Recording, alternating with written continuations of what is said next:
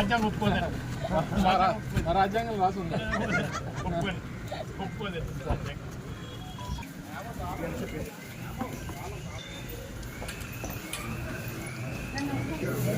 మరి రాజ్యాంగం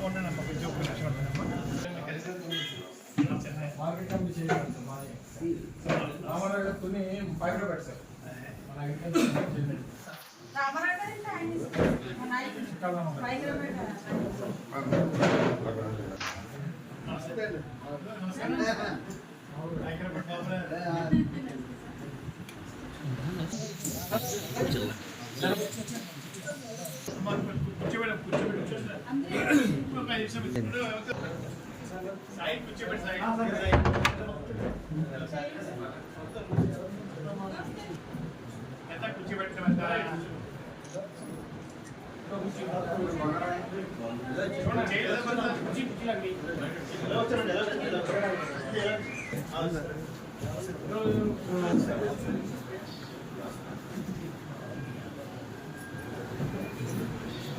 హైదరాబాద్ వచ్చాను కిందకు వచ్చి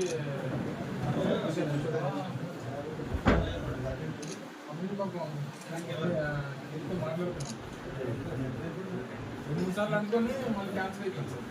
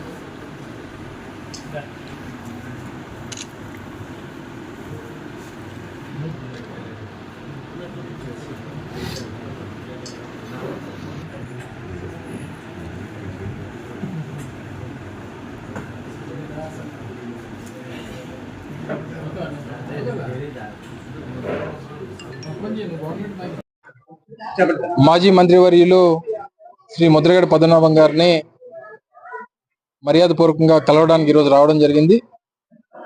వారితో వారి కుటుంబంతో దాదాపు 4.5 దశాబ్దాలుగా, ఎందుకంటే మా తాతగారు గుడివాడ అప్పన్న గారు వారితో కలిసి శాసనసభ్యులుగా పనిచేసేటువంటి అవకాశం, నా తండ్రి స్వర్గీయ గుడివాడ గురునాథరావు గారు వారితో కలిసి శాసనసభ్యుడిగా పనిచేసేటువంటి అవకాశం, ఇప్పుడు నేను వారి ఆలోచనలు వారి ఆశీర్వాదంతో నేను కూడా ఇప్పుడు సోదరుడు గిరి నేను అంతా కూడా కలిసి వైఎస్ఆర్ కాంగ్రెస్ పార్టీలో కలిసి పనిచేసేటువంటి అవకాశం రావడం అనేటువంటిది ఒక గొప్ప అనుభూతి. నాకు తెలిసి బహుశా ఉమ్మడి తెలుగు రాష్ట్రాల్లో నీతికి నిజాయితీకి మారుపేరు అనేటువంటి గొప్ప నాయకుడు శ్రీ ముద్రగడ పద్మనాభం గారు. అది ఇప్పట్లో అటువంటి వ్యక్తి ఉన్నారనంటే నమ్మశక్యం కానటువంటి పరిస్థితులు నేటి రాజకీయాల్లో కనబడతా ఉంటాయి. అంత గొప్ప నాయకుడు ఆరోగ్యరీత్యా కాస్త కొన్ని నెలలు ఇబ్బంది పడినటువంటి పరిస్థితులు మనం చూసాం. లక్షలాది మంది ఆయన అభిమానులు శ్రేయోభిలాషులు ఉండగా ఆయనకి ఏ రకమైనటువంటి ఇబ్బంది ఉండదు అనేటువంటి దానికి ఈరోజు వారితో కలిసి మమేకమైనటువంటి ఆ కాస్త సమయంలో వారి ఆరోగ్య పరిస్థితులు కానీ లేదా వారి ఆలోచన విధానం కానీ ఇవన్నీ చూసిన తర్వాత తప్పకుండా